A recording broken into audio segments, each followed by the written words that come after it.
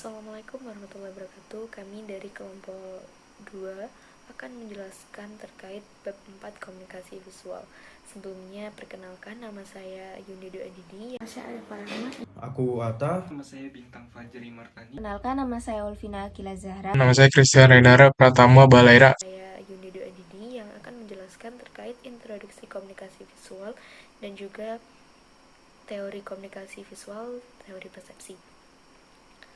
Komunikasi manusia terdiri dari pertukaran simbol guna pemahaman dalam konteks sosial dengan menggunakan kode-kode komunikasi visual seperti dalam sistem sign dan bahasa. Cara penyampaiannya secara auditif atau dengan bahasa atau signal-signal suara atau juga signal visual seperti gambar, gerak isyarat atau aditif dan juga visual bersamaan. Desain komunikasi ini berperan penting dalam seni pakai karena desainnya memiliki fungsi estetis dalam proses komunikasi, yaitu nilai estetiknya terletak dalam efeknya terhadap struktur sosial sebagai keseimbangan terhadap pengaruh teknologi yang semakin kuat. Peran utama seni pakai dalam proses komunikasi adalah untuk menjelaskan melalui isi atau konten dan juga kondisi-kondisi ekonomi serta teknis. Penemuan sains modern dan teknologi banyak dipakai dalam perkembangan pesat komunikasi visual. Sintesis dari komunikasi artistik dan juga teknis dengan konten estetis inilah yang menjadi peran penting bagi desain grafis dalam kehidupan bermasyarakat. Dalam bidang komunikasi massa, desain grafis atau DKV ini berperan dalam hal-hal utama sebagai media penyampaian pesan, sebagai cara membagi informasi pelayanan kepada publik, dan juga sebagai cara pengiklanan sebuah produk atau pelayanan dalam sistem ekonomi. Istilah komunikasi visual dalam tekanan pada pendidikan komunikasi visual merupakan komponen yang baru. Namun, pengenalan pada informasi piktorial telah berawal sejak dahulu dengan bukti-bukti yang cukup mengagumkan. Di antaranya ada torehan dan pigmen mineral biasa yang terletak pada dinding-dinding gua, kemudian petroglif, totem, dan juga ideograf primitif yang berkembang dari piktorial ke simbol abstrak. Donis memulai bukunya yang berjudul A Primer of Visual Literacy dengan suatu pernyataan. Ia mengatakan, apabila penemuan movable type membuka dunia pada kemahiran verbal universal, demikian juga penemuan kamera dan hal-hal terkait sangat berarti dalam pertumbuhan kemahiran visual secara universal. Komunikasi visual sendiri yang pertama kali menggunakannya kemungkinan adalah Will Putin, seorang pengajar di New York sekitar tahun 1940-an akhir hingga 1950-an. Transformasi desain komunikasi visual menciptakan hasil yang cukup bermanfaat namun juga mengkhawatirkan. Yang bermanfaat yaitu meluasnya bidang proyek di mana para ahlinya dapat bekerja. Contohnya, desain grafis sekarang mendesain website, mengisi kebutuhan pameran, desain branding, terus kontribusi pada desain interaktif software, dan juga terlibat dalam produksi image bergerak atau bersuara. Yang mengkhawatirkan adalah bahwa perubahan-perubahan yang telah terjadi tanpa menyadari bahwa ide-ide lama dan metode praktis dapat dipelihara atau dipertahankan sebagai perlawanan terhadap kekuatan yang ditentukan teknologi. Kemungkinan lebih dari satu dekade terakhir, DKV mengalami perubahan serta perubahan yang cukup signifikan, yaitu terdapat dampak kuat dari teknologi komputer yang kehadirannya terus-menerus bersama dengan program-program hiperefisien dan niraga. Komunikasi visual memiliki perbendaharaan kata tersendiri, tata bahasa, sintaks, dan juga komposisi dan makna. Komunikasi visual ini memiliki sejarah dan warisan lebih dulu daripada bahasa tertulis. Aksara yang kita kenal dan pakai sekarang adalah perkembangan yang diawali dari Phoenicia. Aspek komunikasi visual sendiri itu ada 3. Yang pertama, cara kita melihat. Kedua, bagaimana komunikasi bekerja melalui model-model dasar komunikasi.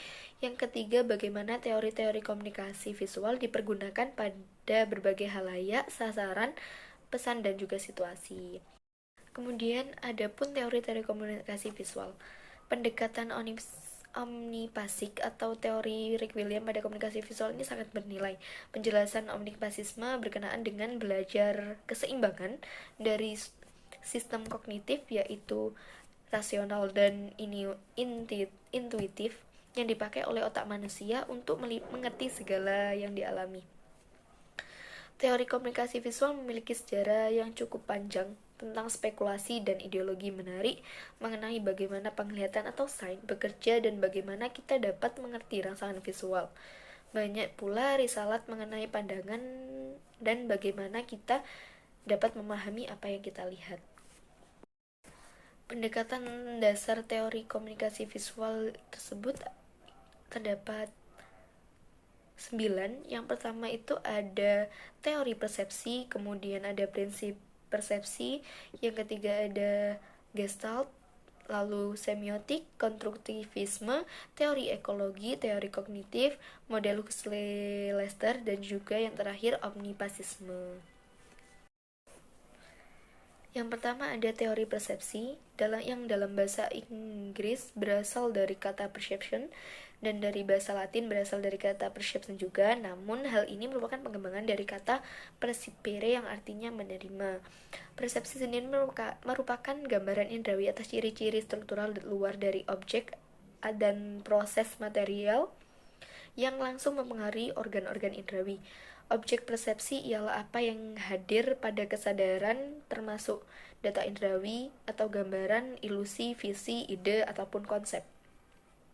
Persepsi juga dianggap sebagai organisasi dan interpretasi atas data indrawi kasar. Komunikasi visual ini mengandalkan mata untuk melihat dan otak untuk memahami informasi sensori yang telah diterimanya. Seorang ahli ilmu jiwa menetapkan bahwa akan menemukan makna yang paling cocok dengan fakta atau kenyataan. Asas ini disebut sebagai hukum kesederhanaan atau law of simplicity. Teori persepsi dibedakan menjadi 3. Yang pertama teori kausal, di mana persepsi mempunyai dan disebabkan oleh objek-objek yang ada secara eksternal, yang merangsang organ-organ indera kita. Yang kedua, teori kreatif atau konstruktif, di mana persepsi-persepsi disebabkan oleh pikiran dan hanya sejauh pikiran memilikinya. Yang ketiga atau yang terakhir adalah teori selektif, di mana persepsi merupakan kompleks sensa atau kumpulan hasil penginderaan yang diseleksi oleh pikiran secara sadar ataupun tidak sadar dan dijadikan lebih teratur. Perkenalkan, nama saya Christian Renara Pratama Balaira. Saya akan menjelaskan tentang prinsip-prinsip persepsi. Prinsip visual organisasi dapat dipakai untuk mengatur atau menciptakan figur-figur dan bentuk-bentuk bermakna. Keinginan untuk mencipta pesan dan bentuk-bentuk visual menandakan bahwa ada suatu konsep atau pesan yang hendak dikomunikasikan. Kemampuan untuk mengkomunikasikan pesan visual dengan baik memerlukan keterampilan dalam menyusun hierarki pesan atau proses pembentukan.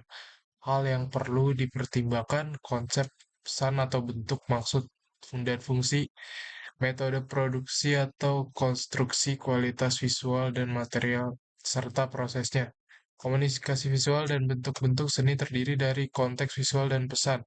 Konteksnya adalah maksud pesan bergantung pada fungsi dan pengalaman yang diharapkan. Bentuknya adalah hasil visual atau struktur fisik dan pesan. Terdapat dua tipe prinsip organisasi yang dapat digunakan sebagai sistem pengaturan visual, yaitu konsep dan prinsip visual dan prinsip-prinsip yang menentukan dalam organisasi. Lalu identifikasi teori, prinsip, dan teknik yang membantu dalam pemecahan masalah visual, yaitu yang pertama ada teori komunikasi, membantu menyusun masalah yang dihadapi dalam hubungannya dengan pesan yang dimaksud dengan halayak sasaran. Yang kedua ada teori semiotika, membantu menerangkan hubungan antara tanda dan taliannya. Yang ketiga, teori persepsi, organisasi visual, persepsi bidang visual, figur, dan bentuk, membantu membentuk dasar struktural dengan mengidentifikasi dan mewujudkan menjadi bentuk atau figur yang dapat dikenali. Yang keempat, prinsip organisasi visual, membantu membangun antara unsur visual dalam proses penciptaan pesan yang diinginkan. Yang terakhir ada estetika bentuk, terdiri dari kualitas bentuk-bentuk intrinsik, ukuran, proporsi, tekstur, dan warna.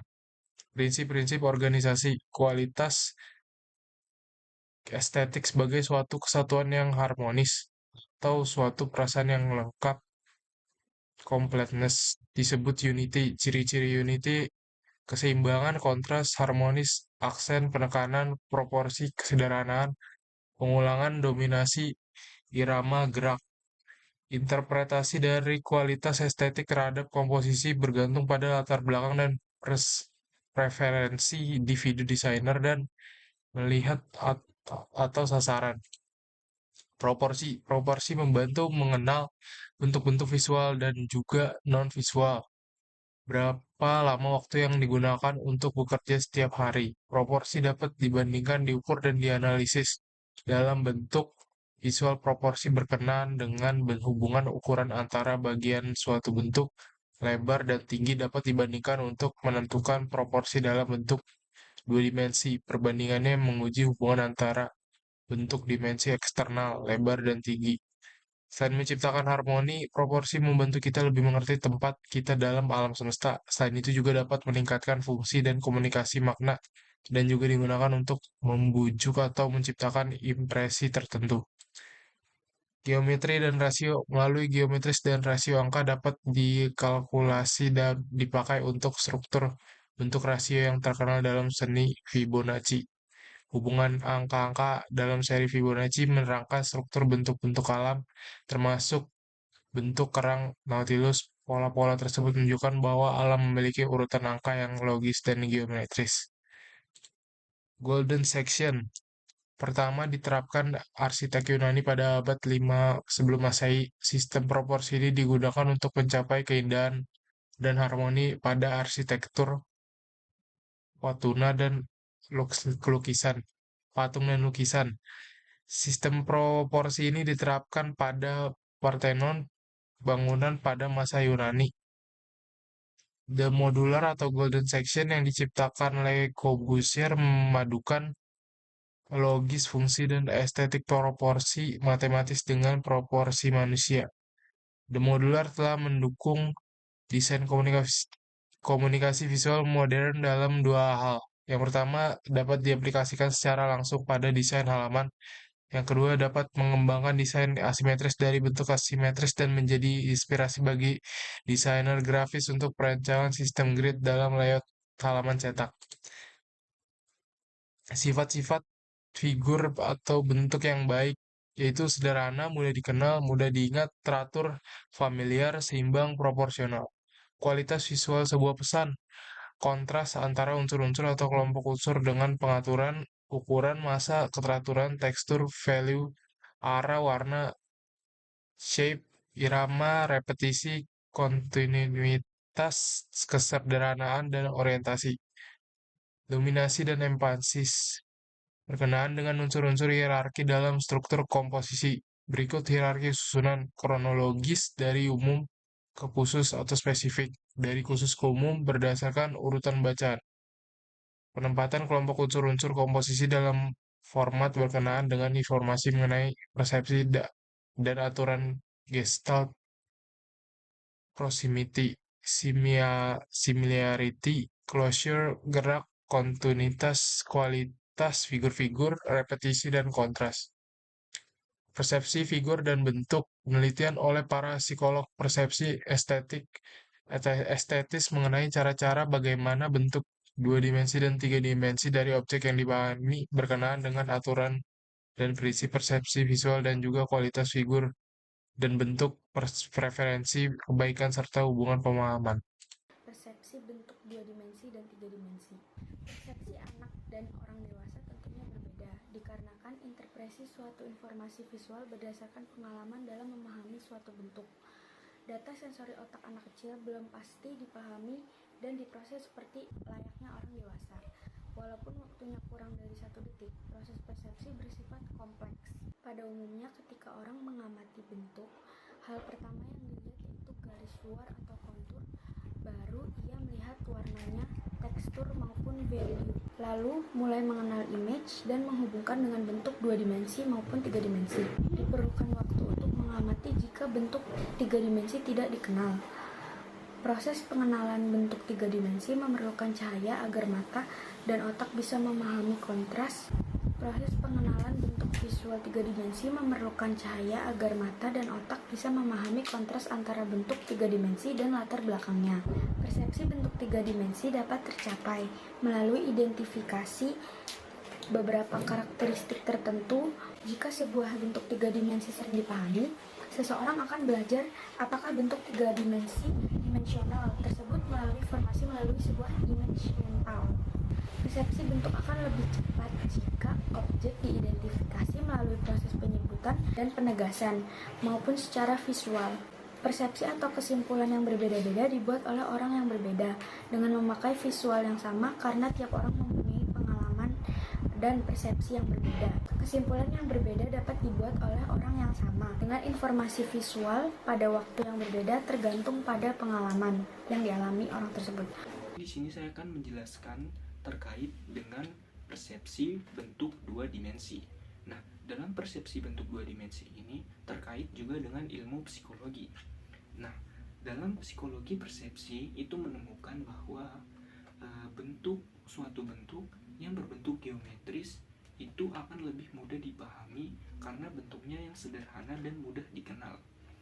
Nah, bentuk geometris ini seperti misal contoh bentuk lingkaran, bujur sangkar, atau bahkan segitiga itu akan lebih mudah dipahami dibandingkan dengan bentuk yang lebih kompleks seperti misal elips dan trapezoid. Beberapa eksperimen membuktikan bahwa lingkaran dan bujur sangkar ini lebih mudah untuk dipahami karena bentuknya yang paling sederhana dan dikenal. Ada juga yang menemukan bahwa segitiga itu lebih mudah dipahami karena bentuknya yang kesederhanaan dan juga memiliki siku. Penelitian psikologi pernah meminta orang-orang untuk memadukan bentuk tertentu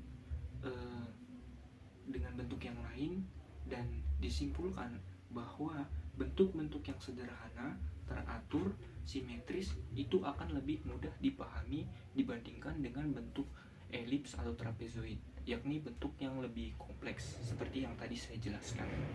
Nah, informasi tersebut membantu kita atau orang-orang yang mendesain simbol dan bentuk-bentuk untuk publik atau masyarakat. Misalnya, sign informatif yang memerlukan identifikasi cepat atau identifikasi untuk bisnis atau perusahaan yang perlu dikenal. Jadi pengertian dan asalnya Gestalt tuh ditemukan gerakan yang dimulai pada tahun 1920-an dan eksperimen-eksperimennya itu berjalan sekitar 25 tahun ya, jadi 1920 sampai 1945-an. Teori Gestalt melibatkan isu tentang persepsi visual, terus asosiasi pikiran dan pengetahuan, psikologi sosial, sama psikologi seni. Artinya Gestalt itu apa sih? Gestalt itu artinya konfigurasi atau bentuk, tapi bukan shape yang bahasa Inggris atau form, bukan. Gestalt itu lebih ke suatu bentuk yang utuh gitu ya. Terus tujuan Gestalt adalah menganalisis dan mendefinisikan cara manusia mengamati suatu informasi atau persepsi orang terhadap suatu informasi atau objek ya. Sama satu lagi itu memahami kenapa manusia itu melihat suatu objek kok persepsinya bisa beda-beda, atau memahami bagaimana dan kenapa suatu konfigurasi dinamis secara beda-beda, baik dari keseluruhan objek atau bagian-bagian dari objek. Terus menurut para ilmuwan, Gestalt itu gimana ya, pemikiran manusia itu nggak cuman memahami bentuk yang paling sederhana, tapi juga lihat dari bentuk yang terbaik atau yang paling sreg gitu di dalam pikirannya. Manusia tuh cenderung melihat sesuatu objek tidak sebagai objek sendiri, tapi lebih ke disambung-sambungin sama pikiran masing-masing. Terus Gestalt tuh punya aturan-aturan dasar yang dibuat oleh para ilmuwan-ilmuwan Gestalt zaman dulu ya, tentang persepsi yang ada di dalam manusia sejak lahir, dari jadi bawaan lahir gitulah. Aturan dasar Gestalt ini mencakup kecenderungan alami, ya bawaan lahir itu tadi, dan pembawaan inherent dalam warisan biologis atau kayak budaya-budaya yang diajarkan sejak kecil itu. Terus ilmuwan Gestalt itu menciptakan cara-cara untuk menganalisis persepsi visual yang digunakan untuk memahami suatu objek. Bisa objek 2 dimensi kayak poster, gambar, tulisan, tipografi, dan lain-lain. Atau objek 3 dimensi, ya hampir semua objek di dunia kita ini 3 dimensi. Jadi aturan yang pertama adalah apabila sebuah bentuk tiga dimensional tidak terdapat terlihat secara jelas, bentuk tersebut bisa disebut misty atau foggy. Misty itu berkabut tipis, atau foggy itu berkabut yang tebel gitu, yang nggak jelas banget. Terus aturan yang kedua, konfigurasi bentuk 2 dimensional maupun 3 dimensional yang diamati dan dipengaruhi oleh karakter fisik berbentuk 3 dimensional. Yang ketiga tuh orang cenderung memodifikasi atau menyederhanakan sifat aktual bentuk yang diamati, terutama jika penglihatan mereka merupakan bentuk yang tidak ada artinya atau abstrak ya. Misalnya kalau di sini aku punya gambar nih harimau. Gambar harimau nih kalau dilihat orang cenderung biasanya itu ya kan harimau, tapi kalau misalnya aku yang lihat dan aku pengen gambar harimau, itu di dalamnya ada buletnya gitu. Jadi disederhanakan oleh pikiran manusia sendiri. Terus aturan yang keempat, dalam proses mengamati suatu objek, si pengamat hanya akan mengamati detail-detail yang dapat digunakan untuk membedakan suatu persepsi dan cenderung mengabaikan hal-hal lainnya, kayak misalnya perbedaan dari harimau tadi sama singa misalnya kan. Kalau dilihat secara keseluruhan, singa sama harimau tuh yang membedakan cuman harimau punya motif, singa nggak ada. Sama singa kalau jantan ya, kalau jantan tuh ada itunya, rambutnya itu yang besar. Oke lanjut. Ilmuwan Gestalt juga membuat beberapa aturan pengelompokan dengan memahami cara-cara orang yang mengamati informasi visual. Jadi desainer tuh dapat belajar tentang prinsip-prinsip persepsi yang telah ditetapkan melalui tanggapan pengamat. Berikut itu ada aturan-aturan dasar mengenai komposisi seni visual menurut buku teori desain komunikasi visual terpadu yang punyanya Yongki Savanayo. Jadi yang pertama tuh ada kemiripan atau similarity nih, yang kotak ini ya. Jadi objek tuh mirip satu sama lain dan cenderung dilihat sebagai kesatuan bentuk. Contoh ini kan 4 segitiga nih, yang hitam nih 4. Tapi kita tuh melihatnya keseluruhan, jadi melihatnya itu kayak ada persegi, yang di dalamnya ada persegi lagi, padahal ini segitiga 4. Terus yang kedua itu ada kedekatan ya, proximity bahasa Inggrisnya. Objek yang diletakkan secara berdekatan akan membentuk suatu bentuk. Jadi ini kalau kayak gini nih misalnya, anggap aja titik-titiknya ini tuh bintang.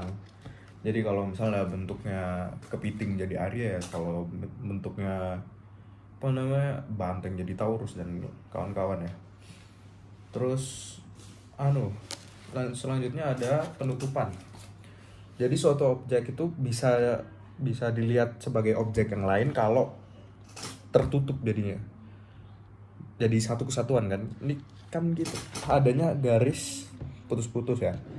Tapi kalau kita lihat secara langsung langsung keseluruhan gitu, kita ngelihatnya ini adalah persegi. Meskipun putus-putus, kita tetap ngelihat ini persegi. Terus ada kontinuitas yang bahasa Inggrisnya continuity. Kontinuitas itu terjadi kalau sebagian objek tuh saling tertindih-tindih, tumpang tindih, overlap gitu. Jadi misalnya ada bulat-bulat ini, kalau bulat yang berdekatan tadi itu kan bisa membuat shape baru, bentuk baru. Terus selanjutnya yang terakhir ada figur latar, yaitu figur ground, sebuah persepsi yang menginterpretasi data visual sebagai objek dengan latar belakang. Contohnya itu ada objek akan terlihat muncul atau 3D gini ya, walaupun ini cuman ya gambar biasa, garis doang. Kayak nirmana yang kita buat itu biasanya pakai aturan yang ini figur latar. Terus ada aspek-aspek gestalt yang kolektif dapat membantu pemahaman bentuk sebagai suatu kesatuan yang memiliki arti dan tidak sebagian bagian. Maksudnya kayak yang tadi garis putus-putus tuh kita lihat jadi satu kesatuan. Dengan kata lain, unsur-unsur dalam objek adalah suatu kesatuan utuh, bukan bagian-bagian yang terpisah.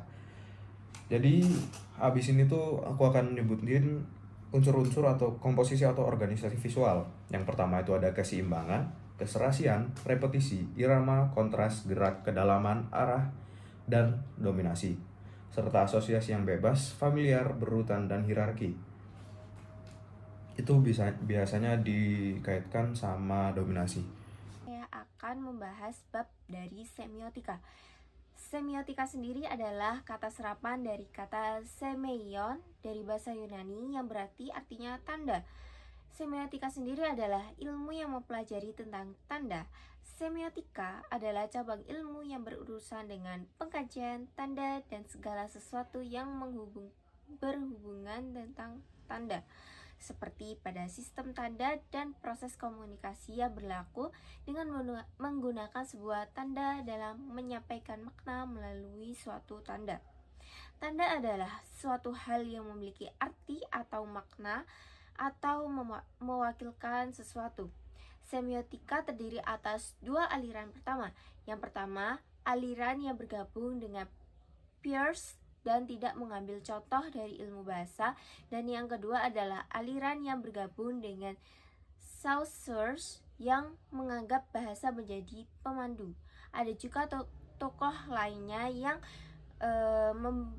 mempelajari unsur-unsur semiotika. Contohnya seperti Charles William Morris, Umberto Eco, dan Jacques Derrida. Yang pertama, Charles Sanders Peirce yang lahir pada 1839 dan wafat pada 1914.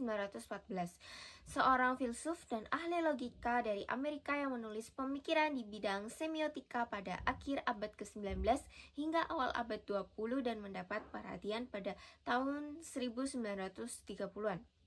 Menurut Peirce sendiri, logika mengakar pada sesuatu yang menyangkut pada masyarakat. Ia yakin kalau manusia berpikir dalam tanda yang membuatnya menyamakan semiotik dan logika. Ia juga pernah mengatakan kita hanya berpikir dalam tanda dan di samping itu juga melihat tanda sebagai unsur komunikasi. Peirce sendiri juga membagi tanda berdasarkan sifat dasarnya. Ground adalah sesuatu yang mewakili sesuatu lainnya dalam beberapa hal.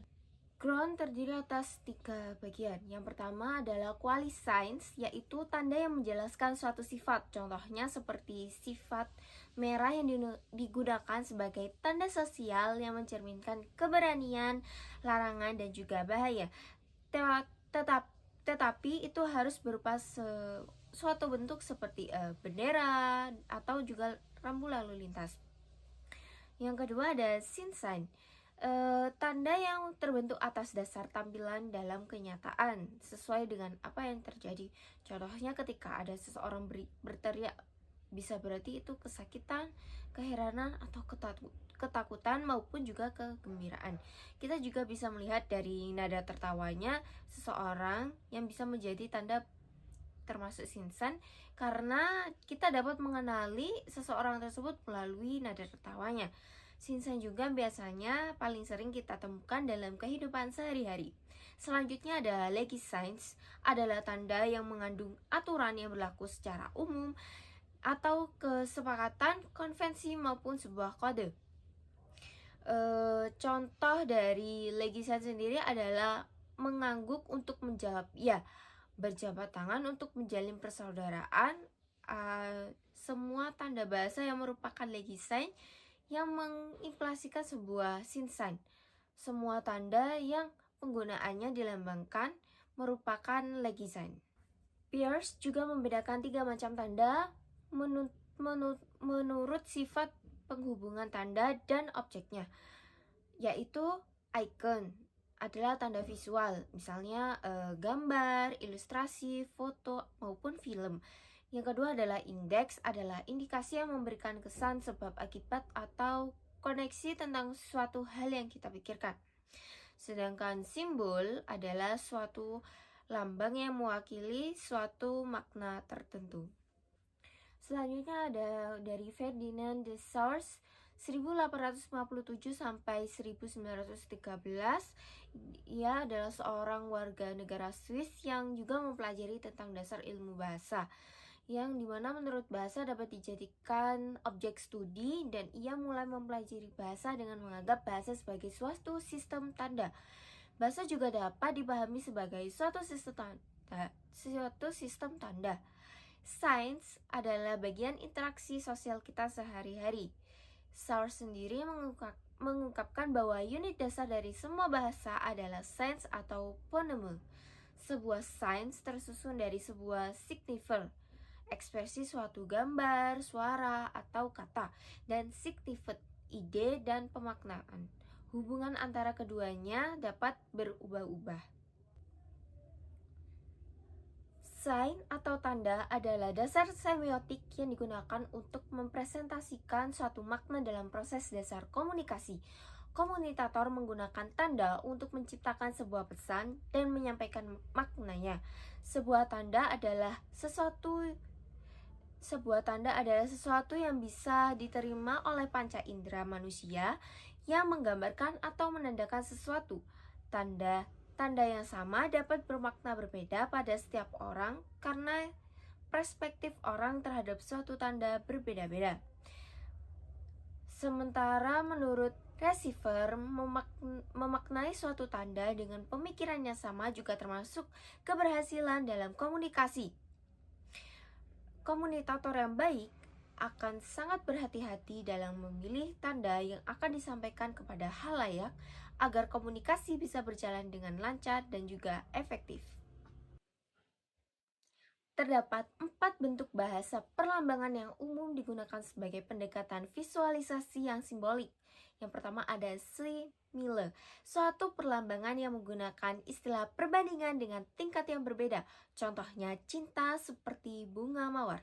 Yang kedua ada metafor, suatu perlambangan yang menggunakan kata kiasan untuk menggantikan suatu objek. Contohnya daun adalah simbol pertumbuhan. Yang ketiga ada alegori, suatu perlambangan yang mirip simile namun lebih simbolis dan personal. Contohnya Mr. Clean sebagai personifikasi dari petugas kebersihan. Yang terakhir, yang keempat adalah simbolisme. Penggambarannya menerapkan komponen objek dan simbol untuk mengapresiasi suatu hal yang kompleks. Kode simbol dipelajari untuk diinterpretasikan dan dalam hubungan dengan konteks, maksud, dan sasaran pesan. Selanjutnya saya akan mempresentasikan tentang konstruktivisme, yaitu pola bentuk 2 dimensi atau mengatur secara visual suatu seri bidang. Psikolog dan pendukung dari teori Gestalt, Julian Hochberg, merasa bahwa teori Gestalt terlalu pasif dan tidak mempertimbangkan mata dan pola dasar membaca. Bola mata berpindah-pindah fokus dan fiksasi apabila sedang memperhatikan sesuatu karena bola mata berpindah-pindah fokus dan fiksasi apabila sedang memperhatikan sesuatu karena itu adalah sifat alami dari fovea. Menurut hipotesa Hochberg, gerakan mata sebenarnya merencanakan apa yang sedang diamati lalu membangun semacam outline, lalu titik serta menghasilkan suatu memori yang akhirnya mengarah ke istilah konstruktivisme. Selanjutnya saya akan menjelaskan teori kognitif dan teori ekologi. Yang pertama, teori kognitif. Seorang penglihat tidak melihat objek berstruktur ringan dengan teori Gestalt, tetapi mengambil kesimpulan mengenai persepsi melalui proses mental. Menurut identifikasi dari Caroline Blumer, aktivitas mental mempengaruhi persepsi visual, yaitu memori, proyeksi, harapan, seleksi, kebiasaan, kepentingan, ketidakcocokan, kebudayaan maupun kata-kata. Kedua, teori ekologi. James Gibson, seorang profesor psikologi di Cornell University, sekaligus bapak teori dari ekologi komunikasi visual, berpendapat bahwa komunikasi visual lebih berhubungan secara intrinsik dengan sifat ruang. Contohnya seperti layout, komposisi, pencahayaan, gerak, gradasi, bentuk, ukuran, kepadatan, dan skala. Nah, Selanjutnya adalah model Huxley-Lester. Aldous Huxley adalah seorang novelis dan penulis, yakni seorang etika, filsuf, dan ilmuwan. Teori Huxley menyatakan bahwa penglihatan atau pikiran tidak terpisahkan. Perlu diingat bahwa penglihatan dan pikiran itu tidak dapat dipisahkan. Ini yang dinyatakan oleh teori Huxley. Nah, Paul Lester pernah menulis tahap-tahap teori ini dalam buku yang berjudul Visual Communication, Image with Message. Sederhananya, formula Huxley ini adalah sensing plus selecting plus perceiving sama dengan seeing. Apabila semua komponen tersebut disatukan, baru kita bisa mengerti.